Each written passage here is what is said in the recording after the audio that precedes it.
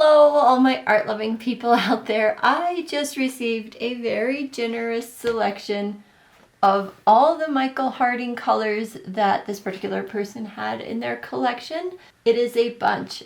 I think I counted over 60. And they are put on watercolor paper, and I have a really fun idea for making an actual palette out of these because these dot cards are huge. Let's swatch them and I'll show you my unique palette idea, and I will also show you my existing palette of Michael Harding watercolors. This here is the palette I first made when I received my 6th set of watercolors from Michael Harding. I believe it was 6 colors. Excuse the mess because I don't usually clean up palettes until I need a mixing space that is not one of these colors. I like to use the spaces that are already in there. And because of the paint on this side, some of the double-sided sticky has pulled that paint off and I need to retape that. So if you're using double-sided sticky tape, don't use the Krylon appliance paint for that. You want to stick it directly on the CD case itself. Anyway, the 6 colors I already had came in a little beginner set that I got: Hooker's Green, Moss Green, Yellow Lake, Quinacridone Gold, Quinacridone Rose, Phthalo Blue Red shade, and that's it. I did my own orange, purple, Payne's Gray, and brown. So when I first got this set, again, I'll link that video in the corner. This is the play that I did with it. I did all of this mixing play to come up with my own mixes so that I could have a purple, orange, brown, and gray in the set. And then I did this little painting with it. I've also used this palette to paint this. And then here is an in-progress painting. It's the same painting as that little one, just much bigger. I haven't finished it yet, but luckily I label on the back or on the reference photo which watercolors I'm using so I can go back and finish them appropriately. In addition to that palette, I also created this little palette here. This palette contains the 6 watercolors as they are. I didn't put any of my DIY mixes in here. And I set this up so that when these are attached here, the Velcro for the swatch sheet just goes back here. And then I usually clip this onto my sketchbook with this side. I do put this all together. I just didn't want to take the time to do it, but I'll show you. But anyway, this little flat piece attaches with a bulldog clip really nicely to the sketchbook, and you can paint with knowing your colors exactly as they should be. So what I've done with this little palette, I've done more than this, but this is all I could find in a hurry, were these 2 pages. So you can see very nice selection of colors you can get from just these. And then when I paint, I attach it to this side when I'm painting the left side, and I attach it to the left side when I'm painting the right side, so it's out of the way. So even though I've only had the 6 colors, it's been very nice. And what I noticed when painting these 2 paintings here is how vibrant the colors are. So my friend who sent this entire lovely stack to me said these are the only watercolors she's going to use now because their pigment load is so high that you don't use very much of it. All of these very generous dots are on watercolor paper, and so I'm just going to swatch them right on this paper, but then I'm going to convert this into a palette like I said in the beginning of the video. I'm really excited for that part, but let's get swatching, see what these look like. Also, I recounted, and there are 77 dots, and I may have even counted wrong again, but I think I'm pretty close this time. 77 very generous dots, 77 colors we get to look at today. I'm so excited to see these beautiful colors, so many of them. Okay, here we go. I'm going to try and show you this mostly in real time. We'll see how that goes. Burnt Sienna. I think this might be the page the cat laid on, so the paints are quite warm. It might not be, I don't know. This Burnt Sienna is a PR 101. It's a lovely reddish version of PR 101. I like it. Here we have PR 170, Scarlet Lake. I was hoping these swatches would be light enough I can go right over this writing and still see it. If not, I will pause immediately and take a quick note of what it was. Yellow Lake, PY, that looks like 180. Yep, I have Yellow Lake in the set I got, and I confirmed it is PY 180. That, just as I remember, is extremely bright, brilliant, beautiful. I love it already. Here is Bright Green Lake, which contains that Yellow Lake from above and adds in PG7. Oh yes, okay, that's something I could use for trees and stuff in my area here, because we have really bright greens leaning towards yellow. That's very nice. Yep, it did bleed a little into the Yellow Lake, but you know what? It contains Yellow Lake, so we're good. Ooh, and we have a real true Viridian here. It looks like there was a little bit of binder separation when she squeezed it out, so we'll grab from maybe the middle and then kind of activate it. So true Viridians are not traditionally as pigmented as the ones you'll see labeled Viridian hue and whatnot. That's just not their nature. So this one is as expected, but it's a lovely hue. Looks like it's probably granulating. Transparent Oxide Yellow, PY42. I wonder if that's this color too, or if it's different. That could be, nope, it is, okay. Oh, I bled into that one again. I'll try not to do that in the future. This one is a little harder to re-wet. Wow, though, that's still quite a nice hue.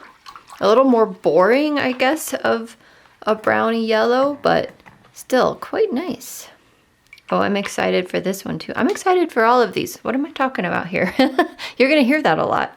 Perylene Crimson, PR 149. Oh, that one is strong and brilliant and beautiful.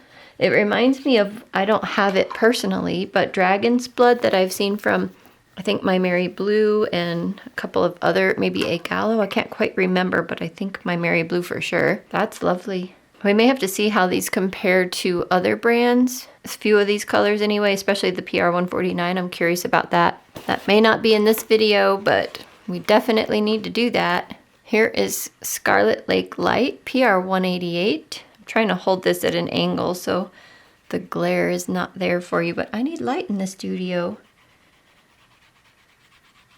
Very nice. What do you guys think? I like it. Then we have, okay, this one's exciting.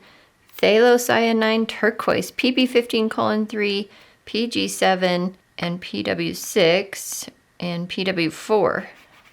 Interesting. That's a lot of different whites. I wonder why they put both whites in there. I would like to know their thoughts. Ooh, Cobalt Turquoise. For some reason, I really like cobalt turquoises. I don't know why, but I do.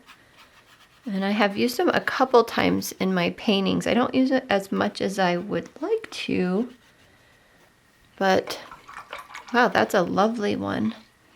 That is so pretty. Amethyst. Oh, I'm excited for this one. PR 122 and PB 29. So it should be granulating.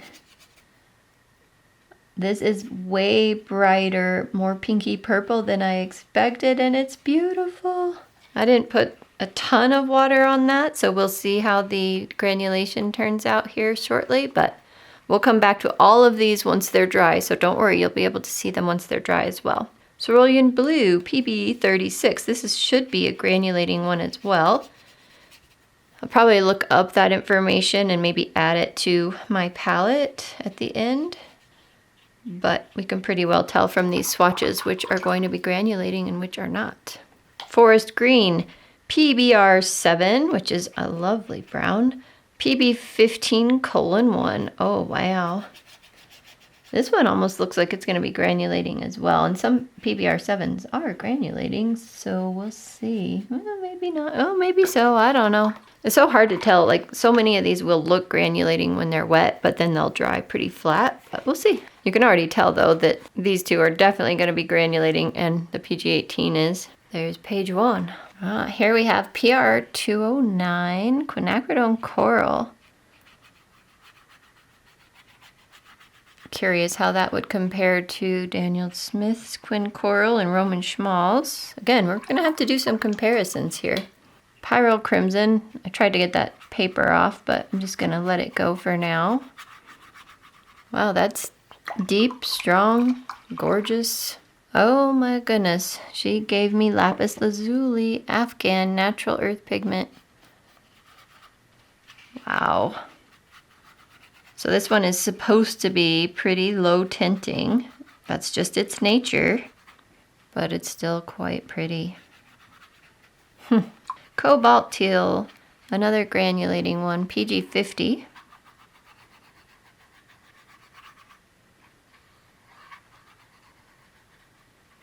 I like cobalt teals. I like having them in my palette because sometimes I end up in places that have ocean or just pretty glacier-like water, and it's that color sometimes, or at least you mix that color into it. Rose Madder NR9. I assume that means Natural Red 9.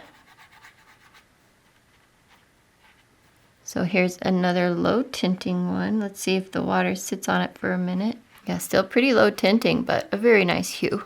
Pale Violet, PV23, PW4, and PW6. Again, they put both whites in there. It's like they want a little opacity and they want to lighten it without making it super opaque. I touched that one too, but it's kind of a cool effect, don't you think? Anyway, adding to that is the PB29, so it should be granulating. Kind of see that it looks like it will be too. Oh, here's an exciting one, Aqua Green. I was gifted a lovely aqua green from Winsor & Newton by a friend, and I haven't gotten to use it to its full advantage yet, but I'm very excited to have it. I've had it a long time. I did show it on the channel, and I showed it to my Patreons. We did a little painting with it and a few of the other colors she sent me, but this one looks fairly comparable. I'm going to have to do little notes and asterisks about the ones I want to compare. In fact, I better take a note of that right now. Next up here, you can see it looks a little bit iridescent. I don't know if that's from having the palette paper on top or what, but it is PB15:3 and PG7 and super strong and gorgeous. Wow, very intriguing. Next up, my favorite red pigment, PR254 Pyrrole Red, and this is outstanding. I believe the ones starred are her favorite pigments as well. Oh, lovely. Now here's an interesting one, Quinacridone Bronze, PY150, PR209, and PV19, and oh my goodness, is that PY150 coming out with a kick. That's beautiful. That's amazing. I understand why she starred that one. Next up, indigo. I usually adore indigos. PBK6, PB15:3, and PV19. And oh, the blue. I'm kind of gotten used to some indigos not being as blue as I wanted. And so now I kind of just don't expect them to be super blue. But this one is gorgeous.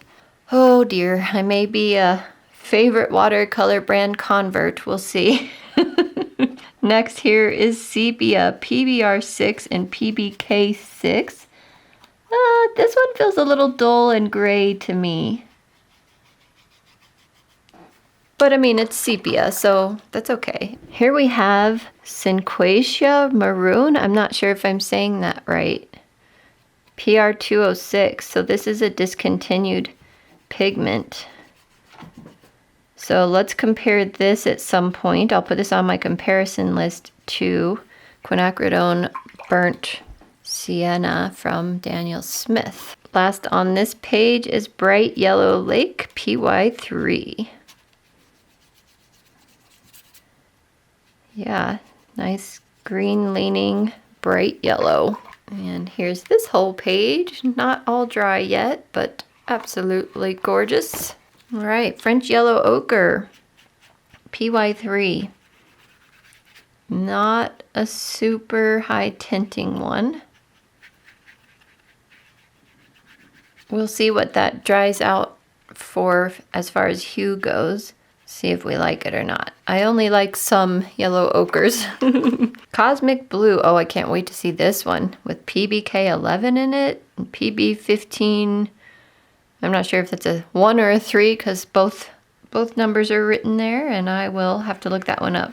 Get some more water so we can see granulation effects of the PBK11. We'll have to come back to that one when it dries. Vivid blue. We had binder separation, it looks like a little bit from the tube. No big deal. Oh, lovely pastel, I can tell already. PW4, again, 2 whites. PW4, PW6, and PB15:3 along with PG7. So basically phthalo blue and phthalo green mixed with a couple of whites. I like it. Cobalt teal, and this has a little bit of the paper on it from my mistake. We'll see if we can get that moving off. Oh, that's pretty. Cobalt teal blue shade, PB50. So we had the regular cobalt teal on the previous page here. So here's the regular cobalt teal in the cobalt teal blue shade, and I think you can tell it is bluer. Probably phthalocyanine Green Lake or phthalo Green Lake, I'm not sure. PG7, oh, this PG7 is extraordinarily strong. Yeah, nice. So strong. Okay, now, one of my favorites usually, Payne's Gray. This is PBK9 with PB29 and PY42.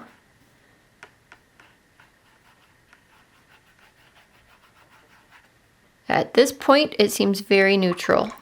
Very neutral. We'll see when it dries. Also, I can tell the granulation's already coming through.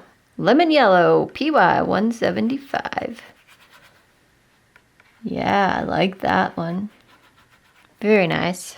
Ooh, we have a blue Verditer. This is exciting. I have a Verditer blue from Daniel Smith that was sent to me also as a gift years ago. I have pulled it out recently, this March actually, and it is a favorite. So not surprising that she has a star by this one, and it's beautiful, isn't it? It's just slightly softer than Ultramarine. This one is a PB28 with a PW4 and a PB36. Now we have magenta, and no, it's not bad lighting. The swatch looks pretty dark. PR122, oh yeah, that's not dark though. Look at that. Look at that brilliance. Wowza. Very nice. Oh, I'm excited to see this one. Oxide of Chromium, PG17. For some reason, I like these, even though they're fairly opaque. I don't know. I like them. I actually put the Oxide of Chromium in one of my little mini travel palettes, even though I have limited wells in it. I just like them. I like green oxides. All right, it'll be fun to see this one. Opera Rose, PR122. Doesn't say it has any brighteners or anything in it, but it is super bright. I'll confirm its pigment ingredients. I mean, she wrote these right off the tube, so this is probably what the tube says, but I'll see if there's anything online about this one. Very nice. I love it. Yellow benzimidazolone, PY151. She has an exclamation point by this one. Wow. That's stunning. Could see mixing these two together and getting some brilliant orange. We may have to try that. This one had a lot of paper stuck to it, and I tried to wet the paper to see if I could get it off, but yeah, that paper's just gonna live there forever, I think. That's all right. PR112, PB29, and PY23. Oh, interesting. That's not quite what I expected. It's better. It's better than I expected. That's gorgeous. Oh, the granulation is already coming through. This one's kind of smushed up against it, I think just because of binder separation. Sometimes it's hard to tell you have binder separation in your tubes until you're actually squeezing them out. So let's not judge how this one re-wets because of that binder. It may have all been kind of bunched up on the top. So this may be a little bit stronger, easier to re-wet color than you're seeing on this swatch. But this is Puisai Hematite, if I'm saying that correctly at all. And it's a PR102.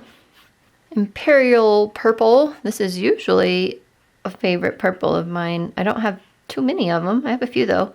PB29 and PV19. Yeah, very, very blue leaning purple. It's quite pretty. Usually quite granulating. Always a favorite of mine. This has a lot of paper stuck on the top of it too. Indian Throne Blue. Wow, that is the strongest Indian Throne Blue I think I have ever tried. Okay. Wow. That's gorgeous. Absolutely amazing. And here's this page. Not all are dry yet.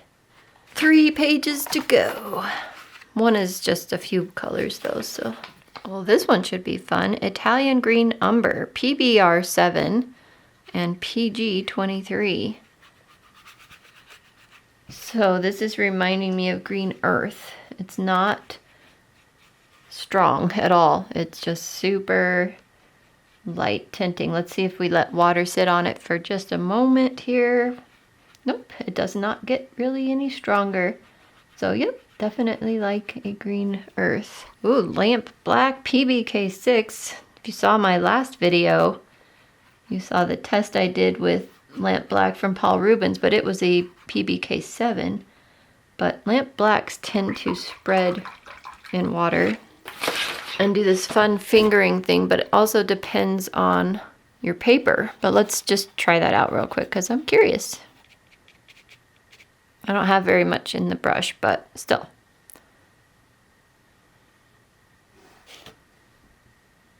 Okay, not so much, but I think you can see this one might be kind of a little bit more controllable.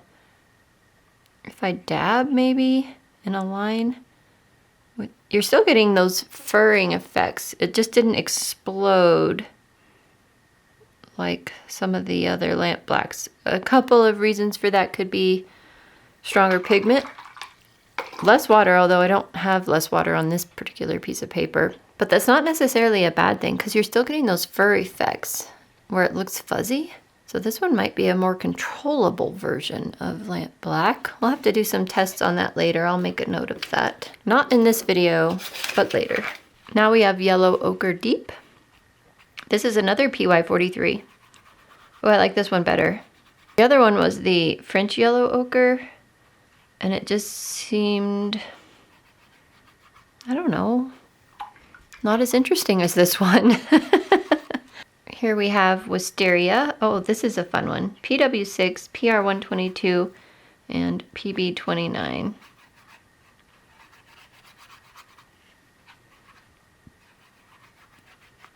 Wow, quite beautiful.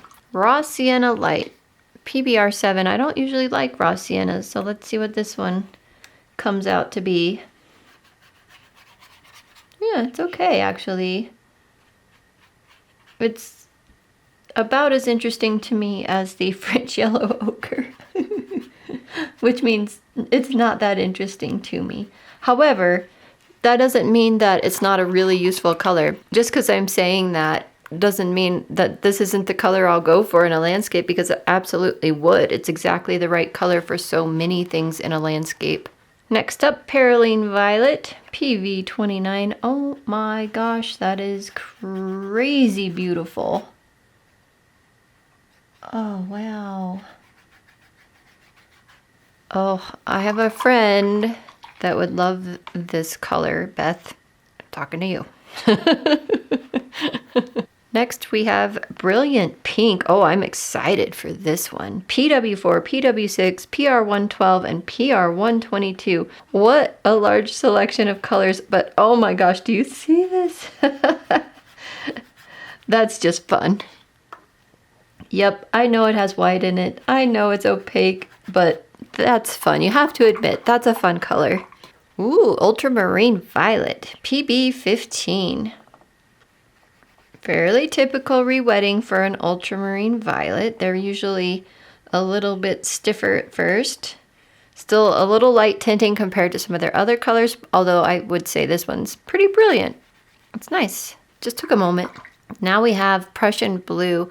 I adore Prussian blues. It used to be my favorite blue until I found Indian Throne Blue, of course. Then that one became my favorite because this one, when you first put it down, it's so bright that you're like, ooh, I probably shouldn't have used that color, but then it dries a little darker and becomes a really nice, just solid blue.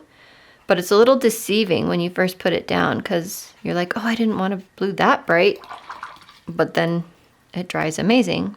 And that one is gorgeous. It's absolutely beautiful. All right, let's try out Michael Harding's version of neutral tint. PBK6, interesting, lamp black, with PV19 and PB15:3. This one's probably quite pretty. Make sure I can still read that under there. Luckily I have the video to reference again if I need to. That's nice. Even with those selection of colors, I mean, you have to have a selection of colors for a neutral tint. It seems quite neutral. We'll see when it dries. You want your neutral tint to be neutral, people. It looks granulating, but it's not dry, so we'll see. Quinacridone Purple is up next, PV55. Oh yeah. This reminds me of the Quin Lilac from Da Vinci. I wonder if they have the same pigment. I'll have to look that up.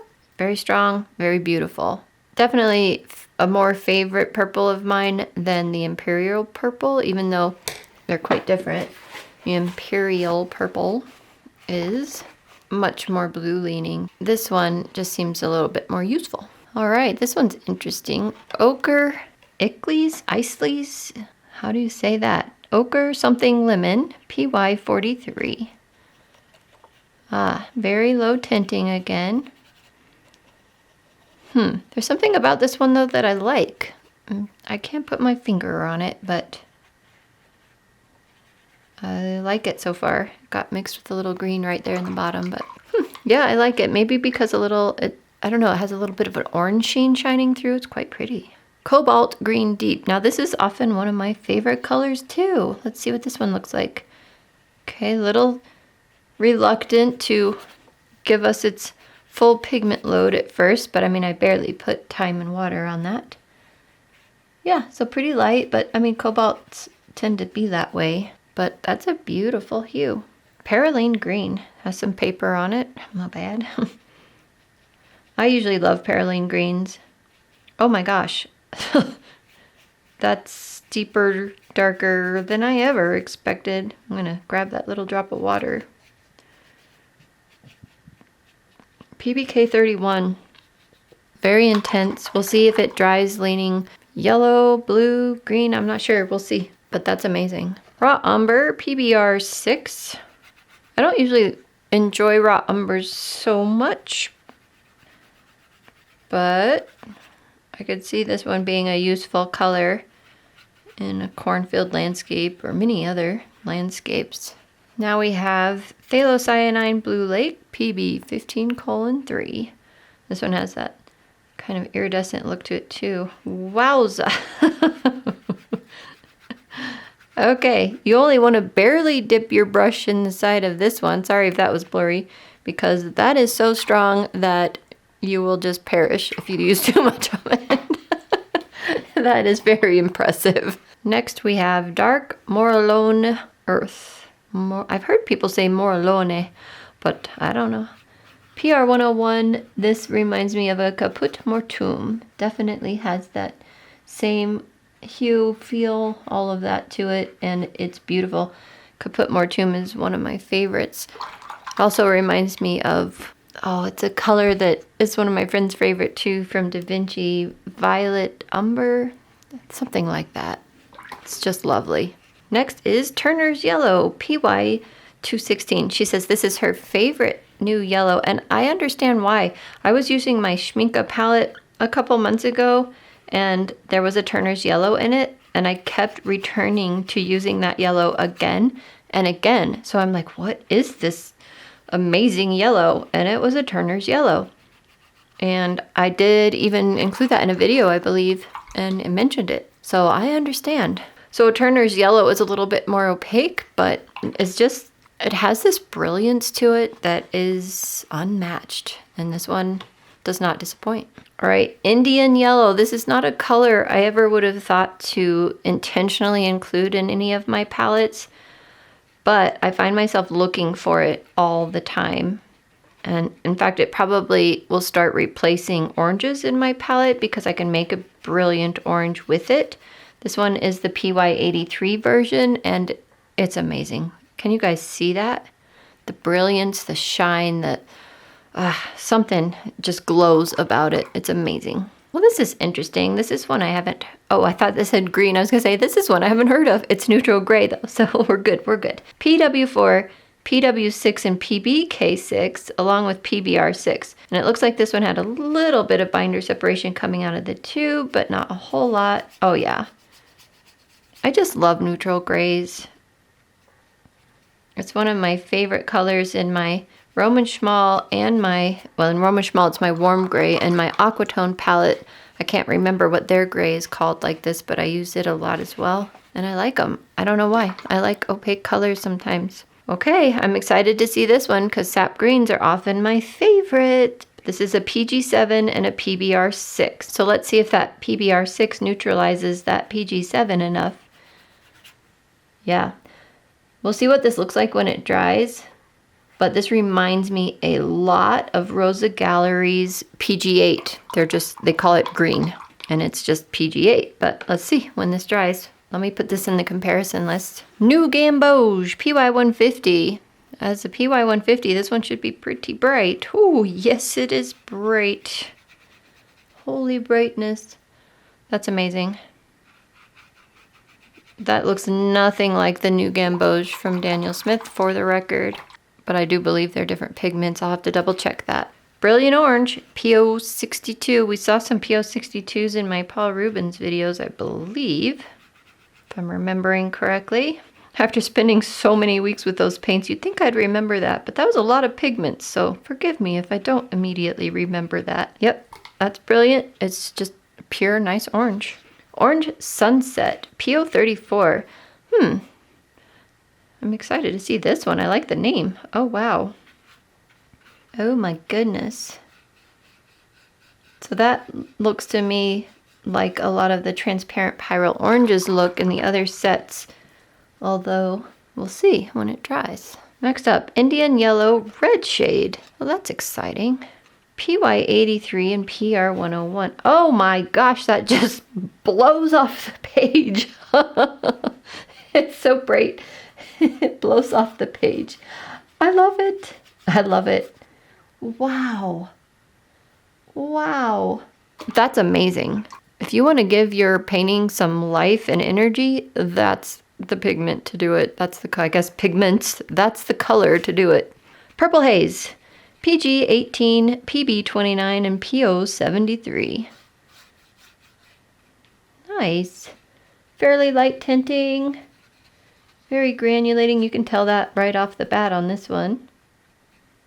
And quite beautiful. We'll see when it dries. I don't think you can quite see the purple coming through in its wet form, although I can here in person. But next up, Belladonna. PV23, PR112, and PB29. Oh my goodness. I don't know, too, on some of these, if you can tell how briefly I'm touching the brush to the bit of paint. Strong, strong pigments. I like that purple. Cobalt Blue Deep, PB74. Interesting for a cobalt blue, but it is the deep version. Ah, there's some paint on the page there. I'm going to kind of go around and avoid trying to mix into that. That's nice. Highly granulating. Scarlet Lake Light, PB188. I think maybe that's supposed to be a PR188. I'll double check and put that on the screen. Wow. Yep, a very orange leaning red. Quite pretty. Here's this page. On to our last page here, which only has 5 colors on it, so it won't take quite as long. It's kind of sad though. I'm enjoying myself immensely here. I don't want this to be over. Luckily it's not. I still get to make a palette out of these. That's the exciting part too. Look at their titanium buff. PW6:1. They use a period, I think, in their system, but it is a more gray version than some of the other titanium buffs or buff titans out there. I like it. And Warm Light Yellow. I think I'm gonna like this one too. PW4, PW6, and PY43. Wow, pretty. I mean, It's just a cream color, but I like it. Could do buildings, rocks, I don't know. All kinds of stuff. Rose Doré, PY97 and PV19. Ooh. That's quite stunning, really.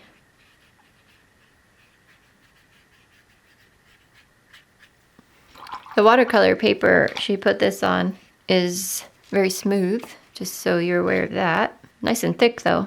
Cadmium orange, PO20. Let's see what a cadmium orange looks like from Michael Harding. Extremely vivid, like most cadmiums are. Pure orange, that is orange. Oh, and the last one, are we sad? Orange benzimidazolone, PO 36-1. Okay, that's lovely. That actually reminds me more of the transparent pyrrole oranges from other brands. And just because we didn't see them, the colors I have in my kit that weren't shown here are the moss green. These are the ones that came in the set I bought or received as a gift. I can't remember, a long time ago. And that's moss green. We have the glare. And it's just a super useful color, obviously, being what it is. And then I don't remember having Quin Gold on these swatches, so let me show you that. Oh, wow. So that is one thing I remember about their Quin Gold. It feels more burnt to me. Do you know what I mean? More brown, I guess? Browny orange. Quin Rose was another one that I have here in my set. Mine might be a little contaminated. Let me get a cleaner version. There we go. Quin Rose. And then I don't remember having the Hooker's Green on these dot cards, so that's what this looks like. It's kind of fun swatching on this paper because you can see these colors really well. And then she gave us the PB15:3 phthalo blue version, and I have the PB15:1, which is the red shade. Let me find the other one. Here we are. Here's the 15:3. Granted, the one on the left is still slightly bit damp. Here are the swatch sheets now. And I'll show you a different angle because it's just so pretty. Look at this. Just gorgeous. And I bet you're wondering how I'm going to make this into a comprehensive palette, and I am ready to show you. As far as creating a palette, I'm sure you have noticed the size of these dots are huge, right? And this paper stuck to the dots very well. So pulling these off and trying to put them in another palette isn't feasible. I could cut them apart and put them, including the paper, under them somewhere, but I have a better idea that lets them just stay as they are, but still be a really useful palette. I'm so excited for this. Step one was to get my cutting mat out, a metal ruler, and a razor blade, and cut all of these to 4 1/4 inches wide. Once they were all cut, we had a beautiful selection of gorgeous paints, kind of in random order, but they were all the same size. When I created my own little coloring books, which are for sale on my website, I bought a binding machine, a super cheap one, because I printed these and bound them myself. So I have a hole punch if that one doesn't work, but I also have a bunch of varieties of these spiral bindings. So I am excited to do that. First things first though, paint is sticky. Paint cannot go against paper. We learned that already. So I will cut these apart, or it might be, I could reuse these later for painting. I was gonna say it might be more efficient to just use wax paper. I think I will use these because it won't curl as much. To explain that concept just a little bit more, wax paper, since it came in a roll, is very curly, and I think I would have had to have dealt with that the entire time I was using this homemade palette. So I decided to use palette paper. I used the paper that she already put between the sheets, and then I got out a few more sheets, and the back side of this one is more just regular paper like, not waxy. So that's the side of the palette paper I taped to the back side of each of these, shiny side down. And once that was done, I could supposedly stack them without sticking. Do you think it's gonna work? Do ya? Problem already. My plan is to stick these together and bind them like my coloring book I showed you, obviously, but check this out. This one, when I finished putting the palette paper on the back, I stacked them. And this cobalt teal, I guess, just didn't dry or doesn't dry. And it's been a while now since I swatched these. Let's see what time it is. 2 o'clock. And I think I started swatching these around 11:30, probably. So it's been a while. And it's stuck a lot. I'm going to go ahead and put this booklet together. And if it continues being a problem, I mean, I could already see a problem. You're painting and you need to flip through the book. This is kind of like the Viviva color sheets, right? Let me get one. I'll show you what I mean. This is my little A6 kit that I adore from Viviva. Anyway, they have these color sheets, and in between these color sheets they have, it's basically wax paper, but it's a lot thicker than wax paper from the grocery store. So maybe it's glassine, I'm not sure, but it keeps these color sheets from sticking together. So this is kind of the idea. I'll have this booklet of all these colors and I can flip through and paint. Now, the sheets that Viviva has between their colors don't really stick to these very badly at all, but this is sticking to this pretty badly. It came off and I can use this paint. It's not going to be wasted, but I'm concerned. I think I'll try it. I'll see how bad it is and hope that it's not going to ruin anything because this is a nice slick surface. So the worst that's going to happen is half the paint's going to end up over here, and I could probably scrape it off and put it back on there with a palette knife. But I'm just worried this is going to be kind of a sticky mess and not be as useful as I had hoped. I guess the only way to know is to just go ahead and do it. But I admit I'm very nervous about it. My binding machine lives up there, covered with my childhood blanket. I think I had it when I was in my crib. Anyway, it's kind of heavy, but I need to get it down from there in order to punch these through. I hate that part. That's not too bad. All right, here is the binding machine. It makes very specific size holes, which are much smaller than these. Anyway, if I line it up against there, I can pull these out because then that won't try to cut those. And let's see what this looks like. Forgot how to do it. Here we go. Oh, that's so cute. I like it.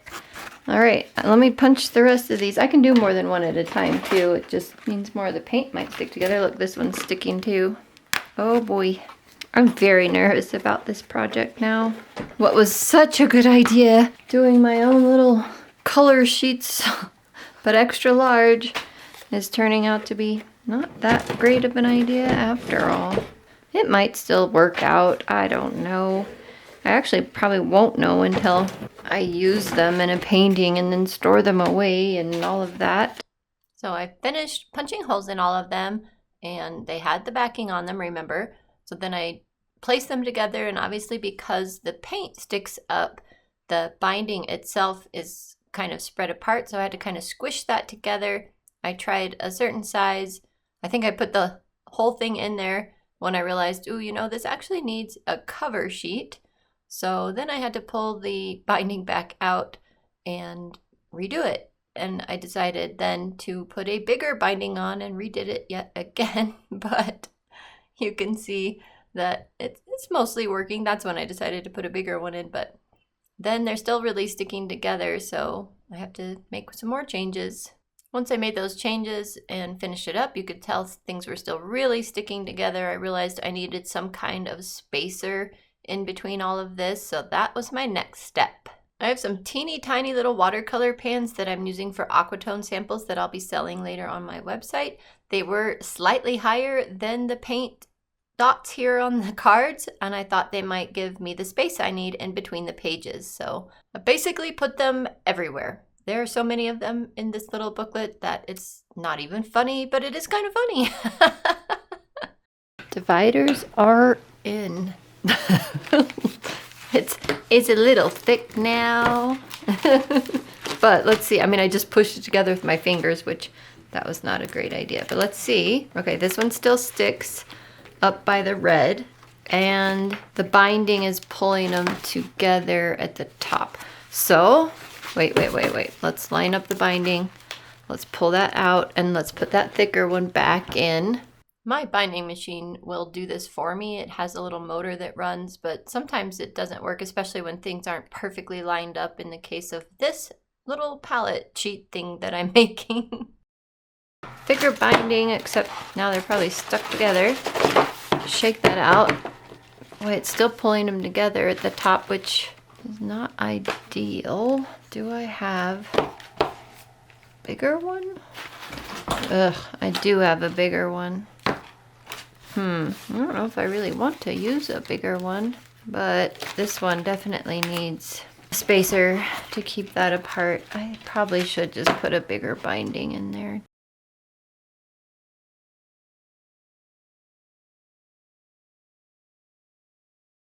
Okay, let me unstick these, haha, and then show you how the biggest binding, oh dear, I don't think I have the spacers in the right place at all. All right, biggest binding, that's much better. Wow, that doesn't seem very big once it's on here, but they're still gonna stick together. I'm gonna have to store them in the drawer like this, but look at the binding, it's still pulling them together. Is that really the biggest binding? I just don't believe it. Yeah, that's the biggest binding, and boy, it seemed huge.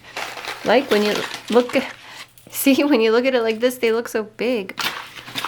And then you get them all bound with these pages and they don't look big.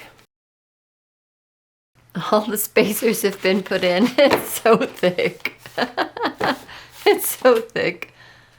Oh my gosh. And I have no idea if it's gonna work. And now that the spacers are in, like the bottoms are coming together, so I may have to space those out. Yeah, this probably was not a project worth doing in this form. I should have just cut each one out and put in a different kind of palette, but you know, we have to experiment sometimes. Yeah, I think this one could use a spacer on the bottom. We'll see as I use it. These are always here. They're always available. My double-sided sticky tapes, always here and available, but uh-oh, see this one's sticking. Oh, goodness. That Corinthian purple is stubborn. Just as a size reference, look at this thing in my head. It's bigger than my head. It is thick. And it's so fun. It's so fun, even in its ridiculousness. I'm probably gonna have to add a lot more of those little spacers, but they're working pretty good for spacers. I'm impressed, but I'm having a good time, and that's what counts, right? All right, well, thank you so much for joining me for this one, at least, and I will see you in the next one, which apparently is gonna be all about Michael Harding again. All right. Until then, bye for now. Okay, it's a good thing she put these palette sheets between them because I accidentally just laid these two together without one, and you can see how the paper just sticks to it so badly. That was my bad. She did not do that, I did. And then I laid this palette paper on this the wrong way, not the waxy side down. Avoid doing the mistakes I'm doing here, people. Because now we have to get this paper off of there. Big sigh. Keep dipping my thumb in the paint over there accidentally. Oh, how cute. Yeah. She has air conditioning in there. Yeah, they're probably like, what the heck? It's hot out here. Aww. They need to spend more time outside. Oh, tired.